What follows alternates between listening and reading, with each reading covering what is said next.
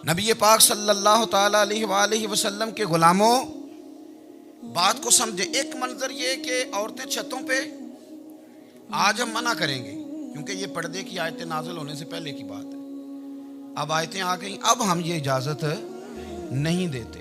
औरतें छतों पे चढ़ गई, मर्द गलियों में नारे लगाने लगे और बनु नज्जार कबीले की बेटियां, छोटी बच्चियां वो एक कोने में दफ लेके बैठ गई और वो पढ़ने लगी ताला अल बदरु अलैहि। अब तो मिलाद गरीबों में रह गया है। हमारे यहाँ फैशन हो गया है, जब हालात ख़राब होते हैं तो लोग बरकत के लिए मिलाद कराते हैं, और जब अमीर हो जाते हैं फिर उन्हें मिलाद के जायज़ होने की दलील ही कोई नहीं मिलती। फिर वो ये फैशन है। बंदा थोड़ा सा पढ़ जाए ना, दो चार चीज़ें, तो हर चीज़ को गलत कहना उसकी तबीयत होती है। फिर ये फैशन है कि मेरी सोसाइटी नहीं हो गई, किताबें नहीं होगी, फर्नीचर नया हो गया, दोस्त नए हो गए, तो मज़हब वही पुराना। ओए होए, कोई तरक्की करनी चाहिए। वो तरक्की करते हैं बेचारे, और जिनकी पीछे 10 नस्लें और 50 नस्लें मिलाद मनाती आ रही, को तो नहीं दलील कोई नहीं मिली। सुभान अल्लाह। जिनकी दादी वुज़ू करके खीर पकाती थी 11वीं की, जब अमीर हो जाते हैं तो उन्हें 11वीं पकाने की दलील ही नहीं मिलती। अब आप अमीर हो गए मेरे भाई, आपका फैशन है, ये तबीयत का हिस्सा है। आप चाहते हैं कि मैं वो काम करूं जो दरवेश लोग, सादे लोग नहीं करते। तुम अपने मामलात को बचाने के लिए नारे लगाओ तो तुम्हारे पास सारी दलीलें हैं, लेकिन ये तुम्हारा नसीबा है कि तुम झूठों के नारे लगाते हो। लेकिन ये गरीबों का नसीबा है कि मिलाद वाले रसूल का नारा लगा। ये गरीब का हिस्सा है। लेकिन वो बनु नज्जार की बच्चियां गरीब नहीं, अमीर घराने से थी। उन्होंने जो बात की उसको हफीज जलंधरी ने लिखा। मरहूम कहने लगे कि वो नन्ही बच्चियां, छोटी बच्चियां थी, कहते वो नन्ही बच्चियां वहां बैठकर दफ बजाती थी और रसूल पाक की जानिब इशारे करके गाती थी, और लोगों से कहती थी कि ये को हमारा पेशा नहीं दफ बजाना, हम तो चौधरियों की बेटियां हैं, हम तो बड़े खानदान से हैं। वो नन्ही बच्चियां जो बैठकर वहां दफ बजाती थी, रसूल पाक की जानिब इशारे करके गाती थी और कहती थी हम हैं बच्चियां नज्जार के आली घराने की, खुशी है आमिना के लाल के तशरीफ लाने। हमें बड़ी खुशी है आमिना के लाल के, खुशी है आमिना के लाल के, खुशी है आमिना के लाल के, हमें खुशी है आमिना के लाल के तशरीफ, खुशी है बस आमिना के लाल के तशरीफ। नबी पाक सल्लल्लाहु अलैहि वसल्लम से उम्मत का जज्बाती रिश्ता है। ये पहले दिन से ही अबू जाल कब मना करता था किसी मुसलमान को कि खाना काबा में नमाज ना पढ़ो, कहता पढ़ो। हज़रत सुहैब इब्ने सन्नान रूमी से उसने कहा कि आप अपने तरीके के मुताबिक, मुसलमानों के तरीके के मुताबिक काबे के अंदर नमाज पढ़ें, जो मर्जी करें। रोकते तो वो नबी पाक के करीब जाने से थे। वो मंडियों में बैठ जाते थे, हुजूर के करीब ना जाना, हुजूर के करीब ना जाना, हुजूर के करीब ना जाना। मेरी बात को आप समझे और हमेशा याद रखें, उम्मत का नबी पाक से जज्बाती रिश्ता, जज्बाती। ये जो रसूलुल्लाह की उम्मत है ये गुनाहगार हो सकती है पर अपने नबी की गद्दार नहीं होती। मैं आपको सही कह रहा हूँ। मेरे क्लीन शेव नौजवान के कान में आप जाके कहें नबी पाक, चाहे उसने नमाज ना पढ़ी हो, चाहे उसने दाढ़ी ना रखी हो, आप हुजूर का नाम लें, उसके रोंगटे खड़े हो जाते हैं, उसकी तबीयत, उसका दिल धक धक करता है, उसकी एक एक रूह से मोहम्मद मोहम्मद की आवाज़ें निकलती। ये फैज़ है रसूल पाक का और ये करम है अल्लाह का इस उम्मत के साथ। अमीर मिल्लत पीर जमात अली शाह साहब मुहद्दिस अली पूरी फरमाते हैं, एक जगह हिंदुओं का जलसा था, हिंदू पंडित तकरीर कर रहा था, उसने नबी पाक सल्लल्लाहु अलैहि वसल्लम की शान में माज़ अल्लाह को बेअदबी कर दी। मुसलमान थे ही नहीं, एक मुसलमान था, वो मलंग नहीं होते दौरी डंडे वाले, उसके पर रंगीन डंडा था, वो कहीं दूर बैठा था, तो उसने सुन ली, स्पीकर चल रहा था, तो वो डंडा लेके तो स्टेज पे चढ़ आया। वो कहता मैंने पंडित के सर में मारा एक ही है, पर मारा ज़रा सही करके। वो ढेर हो गया, लोगों ने गिरफ्तार कर लिया, जेल में चला गया। पीर साहब कहते हैं मैं मिलने गया, बंदे को मिस्बिल्ला भी सीधी नहीं पढ़नी आती, सूरत इखलास भी ठीक नहीं आती, उसे रब्बना आती ना दुआ नहीं कर सकता, मलंग है।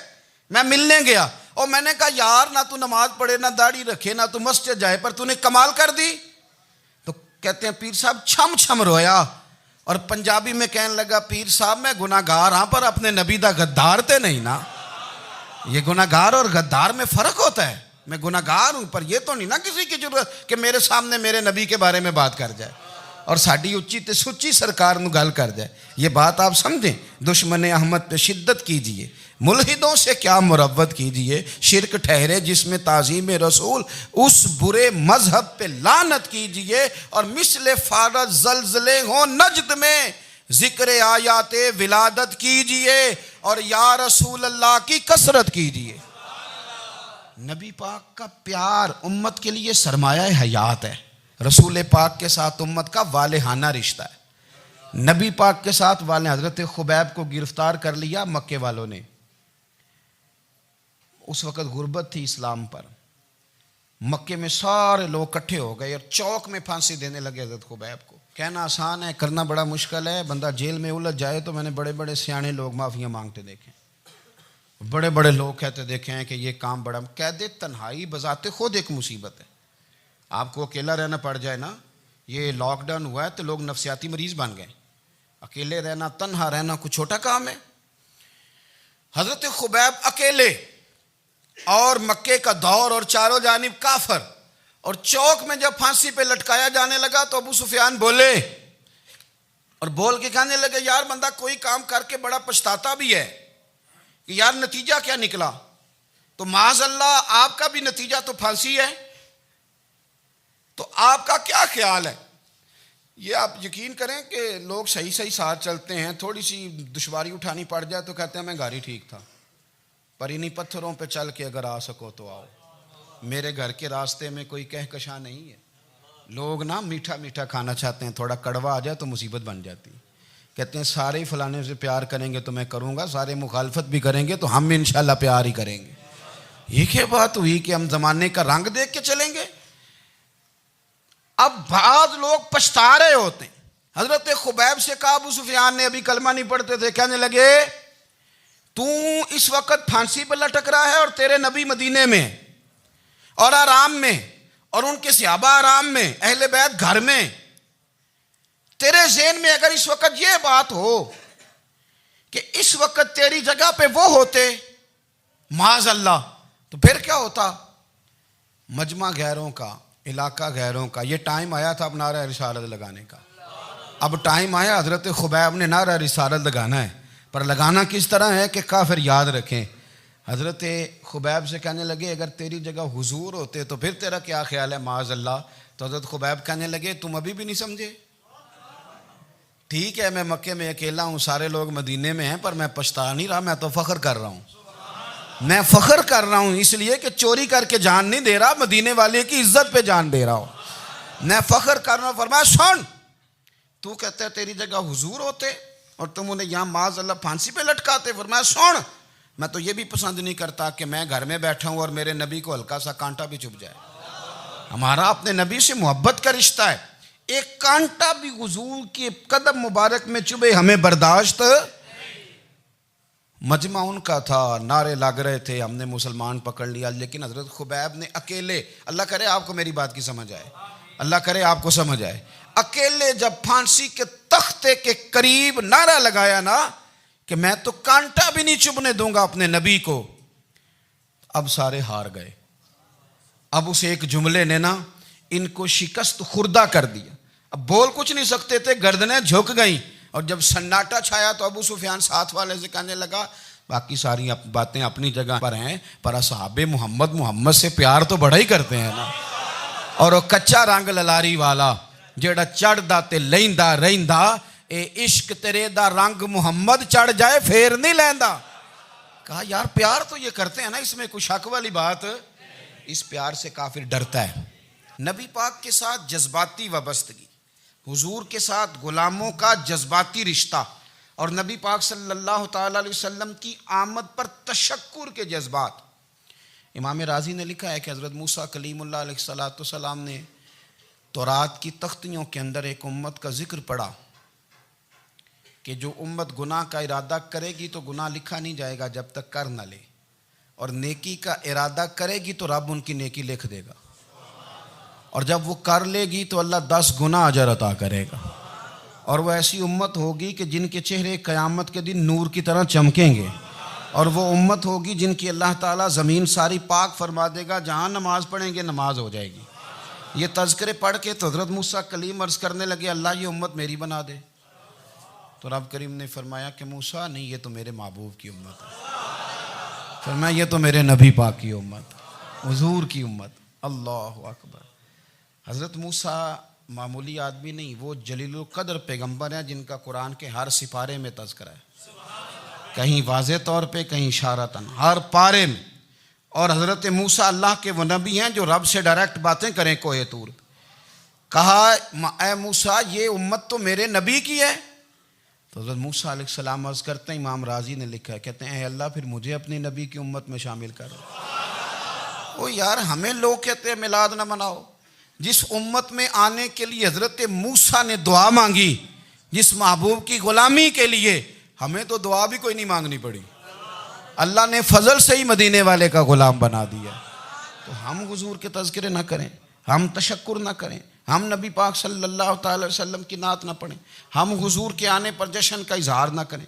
हर वो जायज़ तरीका जिससे इजहार खुशी हो सके वो मिलाद पे करना चाहिए, और उसके लिए असबाब बनाने चाहिए। उम्मत का एक जज्बाती अंदाज होना चाहिए नबी पाक के साथ, एक वारफ्तगी, एक ज़ौक़, एक तबीयत के अंदर विजदान। नारा मतलब इस तरह ना हो कि बस चल रहा है काम, मैं नहीं हूँ कायल। मैं कहता हूँ पहले तो कोई लगाए ना, और फिर नारा जब लगता था ना तो मुसलमानों के यहाँ नारा लगता था तो बड़े बड़े लोग कांप जाते थे। सूफिया ने लिखा है कि हज़रत उमर ने जब कलमा पढ़ा ना तो 39 बंदे कलमा पढ़ते थे। तो नबी पाक ने रात को दुआ मांगी, ऐ अल्लाह उमर को मुसलमान करके इस्लाम को इज़्ज़त दे। हज़रत उमर सवेरे आ गए, मुझमें वो तफसील में नहीं जाता, बात लंबी। हज़रत उमर जब आए ना, और उन्होंने आते जब कहा ना कि मैं कलमा पढ़ने आया हूँ, तो हुजूर इतने राज़ी हुए कि नबी पाक ने कहा अल्लाह अकबर। तो सहाबा ने नारे लगाए अल्लाह अकबर अल्लाह अकबर, यानी 40 लोग मुसलमान हुए तो नारे लगे। हमारे सूफिया कहते हैं हज़रत उमर के आने पर जब नारे लगे तो बताओ कि वो तो नारा तकबीर लगा, नारा रिसालत क्यों नहीं लगा? तो कहते हैं गोया हमें हुजूर ने ये समझाया है, हुजूर के इशारों ने समझाया है कि मैं अब अपने नारे खुद तो नहीं ना लगाऊंगा, मैंने तो अल्लाह अकबर कह दिया, उमर आ गया है, मेरे नारे लगाता रहेगा। अब नारे लगेंगे। हज़रत उमर ने पहले दिन ही कहा कि हुजूर आप सच्चे रसूल हैं तो छुप छुप के नमाज क्यों पढ़ें? शुरू हो गए नारे, हुजूर आप सच्चे हैं तो छुप छुप के नमाज का क्या माना हो? तो हुजूर ने फरमाया तेरा क्या इरादा है? कि हुजूर सारे नहीं, एक मैं, एक अमीर हमजा, एक लाइन के आगे वो लग जाए, एक के आगे मैं लग जाऊं, और बाकी मुसलमान जितने हैं कुल 40 थे, पीछे 18 19 बचेंगे, तो एक लाइन में वो हो जाए, एक में आगे, एक में अमीर हमजा हो, एक में मैं हूं, तो देख लेते हैं ये हमें नमाज कैसे नहीं पढ़ने देते। हाँ देख लेते हैं, आए ना मैदान में, इधर आ सितमगर हुनर आजमाएं, तो तीर आजमा हम जिगर आजमाए, और गुलामाने मोहम्मद जान देने से नहीं डरते, ये सर कट जाए यहाँ रह जाए कुछ परवाह नहीं करते। फरमाया भी पता चल जाता है ना, एक लाइन में हज़रत अमीर हमजा हो गए, एक में हज़रत उमर हो गए। पहले ये मारते थे, जो हरम शरीफ में मुसलमानों के तरीके पे नमाज पढ़ता था, ये जुलूसों की बड़ी बरकत है, अंदर बैठे रहे ना चुप करके, निकल जाएं तो पता कुछ भी नहीं चलता। जब निकलते हैं ना लोग कहते हैं जुलूस क्या माना है, तो मैं बताता हूँ ना जुलूस का माना क्या है। हज़रत उमर ने बाहर निकले, 2 लाइनों का जुलूस, लंबा भी कोई नहीं, बंदे भी 40, और जनाब फारूक आजम बाहर निकले तो उमर का नारा, उमर का। हजरत उमर ने यूं करके आस्तीने बाजू की चढ़ा ली, और अपने गले में जो उनके रुमाल था ना उसको यूं सीने पे बांधा, और इस हाथ में तलवार थी तो यूं करके बाहर लहराई, कहने लगे ओ मक्के के काफिरो इधर आओ मेरे सामने। जिसने अपनी बीवी बेवा करानी हो, जिसने बच्चे यतीम कराने हो, वो आए मैदान में। मुस्तफ़ा के गुलाम आज सड़कों पे निकल आए मैदान में, हमारे सामने हमारा मुकाबला करे। आए ना मैदान में, हम निकले हैं। अब हम यहाँ काबे में एलानिया नमाज पढ़ेंगे, हम पढ़ेंगे, ताकत है तो आओ ना हमारा मुकाबला करो, आओ। कुफर बजाते खुद बहुत बड़ा झूठ है, और झूठ के पैर बस 2 बंदे निकले तलवारें लेके आगे, तो फिर हज़रत उमर ने एलानिया नमाज पढ़वाई खाना काबा। तो मेरे भाई रसूलुल्लाह सल्लल्लाहु अलैहि वसल्लम के गुलाम तो जब नारा लगाते थे तो हो ही कमाल जाता था। फिर बरेली के इमाम बोले, कहने लगे पेश हक मुजदा शफात का सुनाते जाएं। हुजूर क़यामत के दिन आगे ना हमारे आगे खुशखबरी देंगे, कहेंगे तुम फिक्र ना करो, आ जाओ मैं तुम्हें बख्शवाता हूँ, मैं तुम्हारी सिफारिश, आ जाओ पीछे पीछे। हुजूर न पेश हक मुजदा शफाअत का सुनाते जाएंगे। यकीन करें बरेली के इमाम को भी बड़ा ही रंग आता है बयान करने का। कहने लगे आप रोते जाएंगे, अल्लाह को मनाना है ना हुजूर ने। कहते हैं पेश हक मुजदा शफाअत का सुनाते जाएंगे, आप रोते जाएंगे पर हमको हंसाते जाएंगे। बागे जन्नत में मुहम्मद मुस्कुराते जाएंगे, फूल रहमत के गिरेंगे हम उठाते जाएंगे, और हश्र में होगा हमारा दाखिला इस शान से हम या रसूल अल्लाह का नारा लगाते जाएं, हम या रसूल अल्लाह का नारा।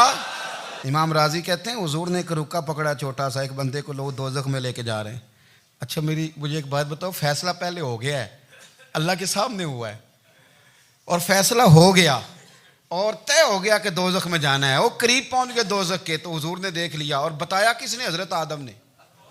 हज़रत आदम कहने लगे हुजूर वो आपके गुलाम को दोज़ख में ले जा रहे हैं। नबी पाक आगे गए, क्या पढ़ते हैं हमारे भाई? हुजूर ने मुझे उनसे छुड़ा के छोड़ दिया। नबी पाक सल्लल्लाहु अलैहि वसल्लम आगे गए, फरमाया इधर आओ, कहाँ लेके जा रहे हो? अल्लाह के सामने फैसला हुआ है ना, फरिश्तों ने किया है ना। फरिश्ते को किसी से बददियानती तो नहीं ना करते, फरिश्तों ने जो किया ठीक किया है ना। क्यों लेके जा रहे हो? सोने गुनाह ज़्यादा है, नेकियां थोड़ी हैं। फरमाया मेरे सामने तोलो। किसी फरिश्ते ने नहीं कहा कि सोने हम माज़अल्लाह हमको बेईमान है, हमारी कोई इससे जिद चल साडा को बनना सन जाए दे नाल। भाई मेरा मतलब है सही तोला है, फैसला है, फरमाया दोबारा तोलो। गोया रब भी फरमाता है जैसे मेरा महबूब कहता है वैसे ही कर। और कोई नहीं, दोबारा तोल लो, कोई हर्ज नहीं, तोलो ना दोबारा। फरिश्ते दोबारा आएंगे, उन्होंने दोबारा तोला, एक पलड़े में नेकियां एक पलड़े में गुनाह। अब वो गुनाह फिर ज़्यादा निकले तो नबी पाक ने ना जेब से इतना सा रुका निकाला। रुके का भी कोई वज़न होता है, वो हुजूर ने नेकियों के पलड़े में रख दिया, नेकियां बढ़ गई। फरिश्ते भी चुप कर गए, चलो भाई जन्नत में। मेरी तरह का था ना, पता सारा है सरदार ने की थी, पता तो था ना उसे, मन आनम के मन दानम। तो सीधा हुजूर के कदमों से जा लगा, कहने लगा सोने मैं तो सारी ज़िंदगी गुनाह करता रहा, ये कौन सी नेकी है? तो हुजूर फरमाने लगे चुप कर, जन्नत का दरवाज़ा खोल गया, तू जा जन्नत में। हुजूर रुके में क्या है? फरमाया तूने एक दिन दरूद व सलाम नहीं पढ़ा था, मैंने तेरा संभाल के रखा हुआ तेरा दरूद शरीफ, वो नारे रिसालत नहीं तूने लगाए थे, वो तू खोल के मेरे तज़किरे मैंने तेरा संभाल लिया। दोज़ख में मैं तो क्या मेरा साया ना जाए, क्योंकि रसूल पाक से देखा ना जाए, मेरे रसूल पाक। और मेरी बात सुनो, मैं भी आपको खाना नहीं खिलाता, लंगर मेरे संगी खिलाते हैं, मेरे दोस्त आपको खाना पेश करते हैं। हर जगह आप जाते हैं तो वहाँ कुछ लोगों की ड्यूटी होती है। लेकिन तिरमिज़ी शरीफ सियासता की हदीस है, हज़रत अनस ने पूछा था हुजूर क़यामत में कहाँ मिलेंगे? फरमाया हौज़े कौसर पे। हुजूर वहाँ अनस पानी पिलाएंगे कि बिलाल पिलाएंगे कि सुहेब पिलाएंगे? फरमाया नहीं, उम्मत प्यासी आएगी तो मैं अपने दस्ते मुबारक से पानी पिलाऊँ। हुजूर वहाँ ना मिले तो फरमाया पुल सिरात पे आना, उम्मत गुजरेगी तो मैं रब्बे सल्लिम की दुआएं करूँगा। तो आला हज़रत फरमाते हैं जब हुजूर दुआ कर रहे हैं तो डरने की ज़रूरत क्या है? खुदा की रज़ा चाहते हैं दो आलम, खुदा चाहता है रज़ाए मोहम्मद, रज़ा अब पुल से वज्द करते गुजरी कि है रब्बे सल्लिम दुआए मोहम्मद सल्लल्लाहु।